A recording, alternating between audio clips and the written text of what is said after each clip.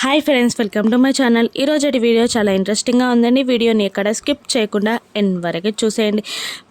దీక్షితులు గారి దివ్య దృష్టిలో మిత్రాని కిడ్నాప్ చేయడం కనబడడంతో కంగారుగా అరవింద జయదేవ్ నందన్లని పిలిచి ఇంటికి వెళ్ళమని చెప్పి కంగారు పెడుతుండగా ఏమైంది అని జయదేవ్ నందన్ అరవిందమాలని అడుగుతూ ఉండగా మళ్ళీ మిత్రకి గండం పొంచి ఉంది. ఆ గండం నుండి మిత్రని కాపాడాలి. మీరు ఇంటికి వెళ్ళి మిత్రని కాపాడండి. మిత్రని కంటికి రెప్పలా కాచుకోండి.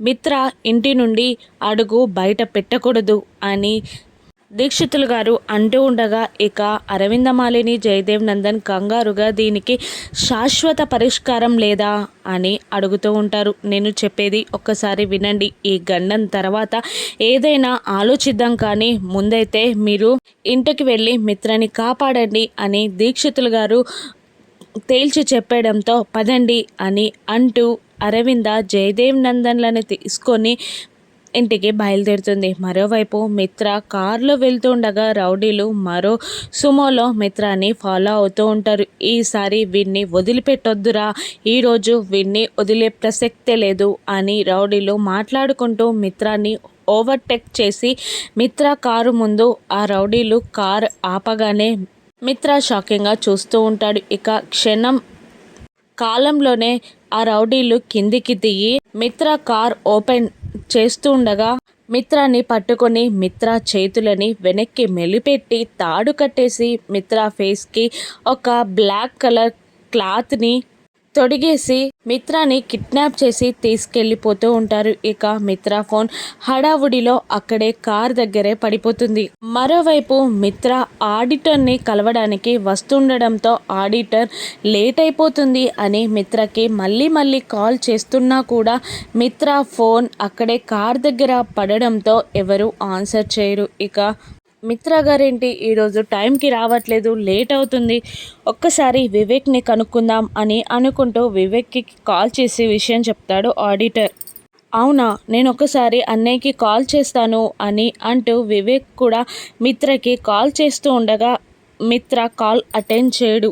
అన్నయ్య ఏంటి కాల్ అటెండ్ చేయట్లేదు, ఎంత బిజీలో ఉన్నా కూడా ఆడిటర్ కాల్ని అటెండ్ చేస్తారు కదా, నా కాల్ కూడా అటెండ్ చేయట్లేదేంటి, అన్నయ్యకి ఏమైంది అని టెన్షన్గా అటు ఇటు తిరుగుతూ ఉండగా లక్ష్మి జాను ఇద్దరు అక్కడికి వస్తారు. ఏమైంది వివేక్ అని లక్ష్మి అడుగుతుండగా అన్నయ్య ఎవరి కాల్ని లిఫ్ట్ చేయట్లేదు అని చెప్తూ ఉంటాడు. వివేక్ ఏదో బిజీలో ఉన్నాడేమో అని లక్ష్మి అంటుండగా ఇక లేదు వదిన, ఎంత బిజీలో ఉన్నా కూడా అన్నయ్య ఆడిటర్ కాల్ని ఖచ్చితంగా లిఫ్ట్ చేస్తాడు. ఆడిటర్ ఎన్నిసార్లు కాల్ చేసినా అన్నయ్య లిఫ్ట్ చేయట్లేదట, నా కాల్ కూడా లిఫ్ట్ చేయట్లేదు అని వివేక్ లక్ష్మితో చెప్పడంతో లక్ష్మి కూడా కాస్త టెన్షన్ పడుతూ ఉంటుంది. అప్పుడే అటువైపుగా దేవయాని మనీష కూడా వస్తూ ఉంటారు. ఇక దేవయాని ఇలా అంటూ ఉంటుంది వివేక్ని, ఏంట్రా 10 రూపాయల లాటరీ టికెట్ కొని ₹1,00,00,000 వస్తాయా రావా అన్నట్టు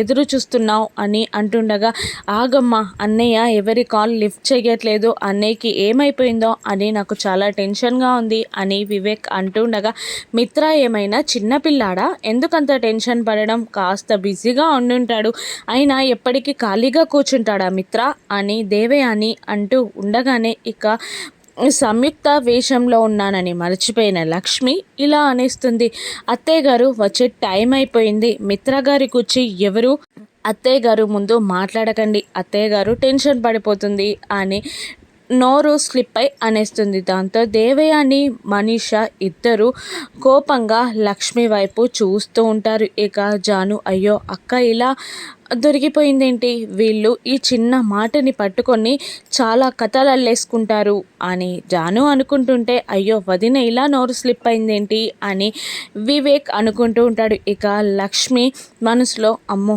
ఇలా దొరికిపోయానేంటి అని అనుకుంటూ అది అని ఏదో నసగబోతూ ఉండగా, ఏమైంది, పర్లేదు ఏమన్నావు ఇప్పుడు? మా అక్కని అత్తయ్య గారు అన్నావు కదా, అంతే కదా. అయినా పర్లేదు, నువ్వు మా అక్కని అత్తయ్య గారు అనొచ్చు. ఎందుకంటే నువ్వు జానుని అక్క అని పిలవమన్నావు, మా అక్కని కోడలు అని పిలవమన్నావు, అచ్చం మా లక్ష్మి లాగానే ఉన్నావు అని నొక్కి మాట్లాడుతూ ఉంటుంది దేవయాని. అందుకని నువ్వు ఖచ్చితంగా మా అక్కని అత్తయ్య గారు అని పిలవచ్చు అని అంటూ ఉండగా లక్ష్మికి ఏం సమాధానం చెప్పాలో అర్థం కాక సైలెంట్గా ఉండిపోతుంది.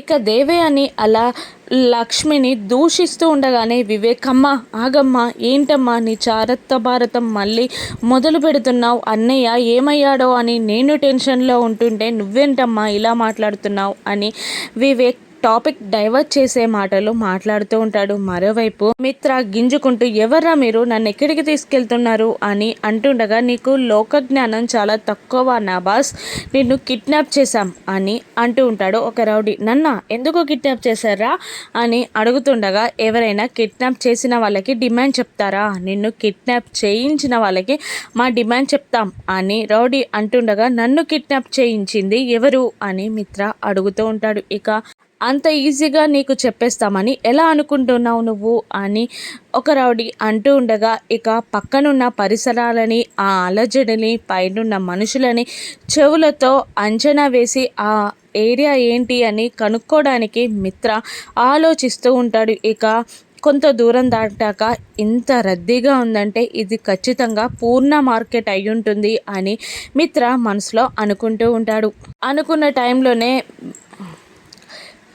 అరవింద జయదేవ్ నందన్లు ఇంటికి వచ్చేస్తూ ఉండగానే అరవింద అరుస్తూ ఉంటుంది. మిత్ర మిత్ర అని అరుస్తుండగా పెద్దమ్మ అన్నయ్య ఇంట్లో లేరు అని ఏదో చెప్పబోతుండగా దేవయ్య అని అరవిందకి ఎదురు వెళ్ళి అక్క ఇప్పుడు చాలా సంతోషంగా ఉన్నావా, నువ్వు దేవునికి బాగా దండం పెట్టుకున్నట్టున్నావు, దేవుడు నీ మొర ఆలకించినట్టున్నాడు, అందుకే నాకు కొడుకు పెళ్ళి ఆగిపోయింది అని అంటూ ఉంటుంది. ఇప్పుడు నీకు కళ్ళు చల్లగా ఉన్నాయా అని అంటూ ఉంటుంది దేవయాని అలా ఎందుకు మాట్లాడుతున్నావు, నేను అసలు ఎప్పుడు కూడా నేను వివేక్ సంతోషమే కోరుకున్నాను, కానీ ఎప్పుడు వాడు బాధగా ఉండాలని కోరుకోలేదు. వివేక్ సంతోషం జాను పెళ్ళితో ఉంటుంది, అది నువ్వు అర్థం చేసుకో అని దేవయానిని అంటూ ఉంటుంది మా అరవిందమాలిని. కానీ అది ఎప్పటికీ జరగదక్క, వివేక్ జానుల పెళ్ళి అన్నది జరగదు.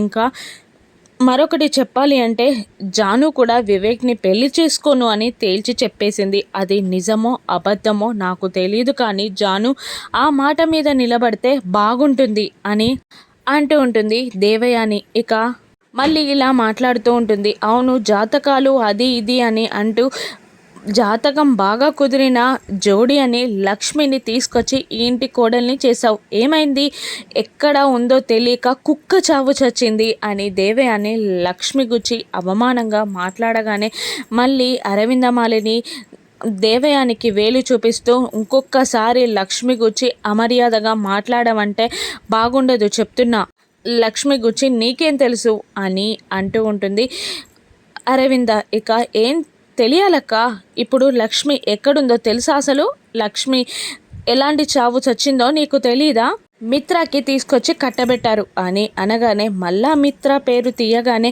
అరవింద మిత్ర అనగానే గుర్తొచ్చింది, ఎక్కడ్రా అన్నయ్య ఎక్కడా అని వివేక్ని అడుగుతూ ఉంటుంది అరవిందమాలిని.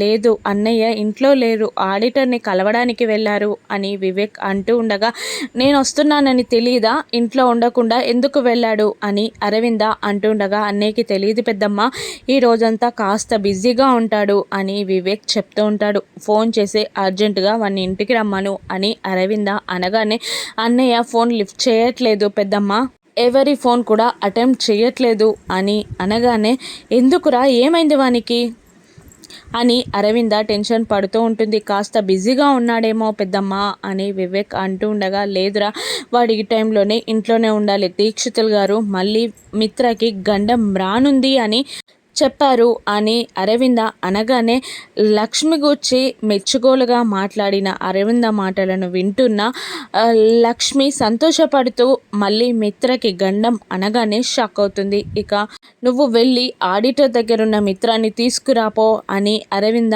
అంటుండగా అది కాదు పెద్దమ్మా అని వివేక్ ఏదో చెప్పబోతుండగా మళ్ళీ లక్ష్మి మధ్యలో మిమ్మల్ని వివేక్ గారు వెళ్ళి మిత్ర గారిని తీసుకురండి అని అంటూ ఉండడంతో ఇక వివేక్ అక్కడ నుండి బయలుదేరుతాడు. ఇక జయదేవ్ నందన్ మీ అత్తయ్యని లోపలికి తీసుకెళ్ళమ్మా జాను అనగానే జాను అరవిందాన్ని లోపలికి తీసుకెళ్తుంది. ఇక లక్ష్మి ఆలోచిస్తూ ఉంటుంది, మిత్రని కిడ్నాప్ చేసింది ఎవరు, మనీషాయేనా, సంయుక్త, లక్ష్మి ఒక్కరే అని తేల్చడానికే మిత్రని కిడ్నాప్ చేసిందా మనీషా? రానున్న ఎపిసోడ్స్లో చూద్దాం. Thank you for watching.